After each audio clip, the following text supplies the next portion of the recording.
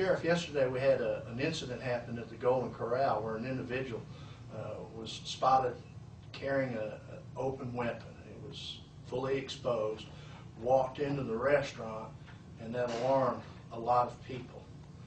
I guess that brings about the reason for this conversation.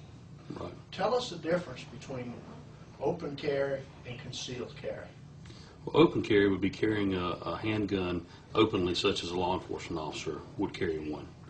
Carrying a handgun concealed would mean that the handgun was actually concealed under clothing, such as a shirt, a jacket, or in an ankle holster under the pants, or certain situations like that. Is open carry allowed in Alabama, and if so, under what circumstances? I really don't think right now that we have a law that allows open carry in public places in Alabama. Now, you can open carry if you're on your property. Say you have a house and there's 500 contiguous acres there with your residence, and you're on your property the whole time. You can carry openly or concealed as much as you want to. If you have a business and say you leave your handgun at your business and you don't travel between your home and your business with a handgun, then you can carry that handgun in your business, open carry, as long as you stay there in your business, on your premises. Or if you're managing a store, if a business is under your control, you don't even have to own the business according to the law.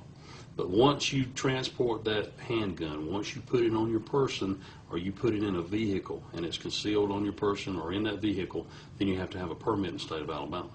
Even if it's not concealed in the vehicle, you can't just put it on the seat in plain sight? That's right. And once it goes into a vehicle, it's considered a concealed firearm. Okay. Let's move on to concealed carry. Under what conditions can one carry a weapon concealed once he's obtained or she has obtained a license? Right.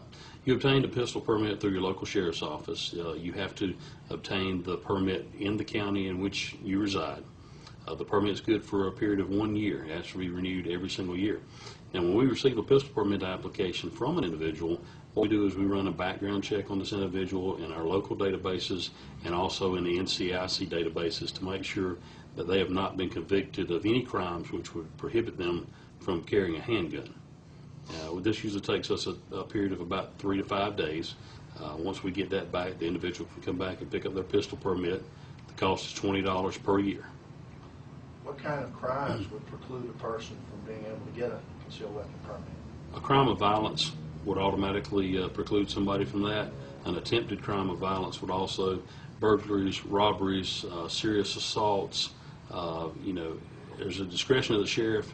If we've got an individual who is a habitual drug offender, we're not going to issue a permit to that individual. If we've got an individual who has a history of mental problems, then we're not going to issue a permit to that individual either.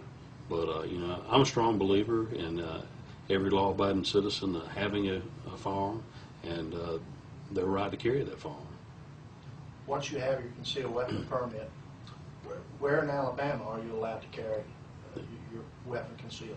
You can carry that weapon concealed anywhere in the state of Alabama. The permit is good for the whole state. There are certain buildings that prohibit firearms. You can't carry them in those buildings, such as courthouses, that's county and federal courthouses, certain other federal type buildings. Social Security office has a prohibition from carrying firearms in their office, and other buildings that are marked such that they prohibit firearms from being carried. You also cannot carry a firearm with a permit into an establishment that serves alcohol. Now, the exception for that would be a restaurant. Now, if you have a restaurant that serves alcohol, it's not per se a nightclub, then you could carry that into a restaurant that serves alcohol, but not a strict nightclub.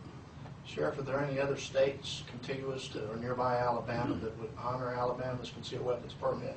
Yeah, Georgia and Florida honor Alabama's pistol permit. There are 22 different states that we have a reciprocal agreement with for carrying a pistol in their state also. If you go to the Attorney General's website and look on the left-hand side on the sidebar there at the bottom, there's a tab there that says pistol permits. If you'll click on that tab, it will give you every single state that we can carry a pistol in with an Alabama pistol permit. Now, some states have more stringent requirements on how to carry in their states. Some states have less stringent requirements in Alabama.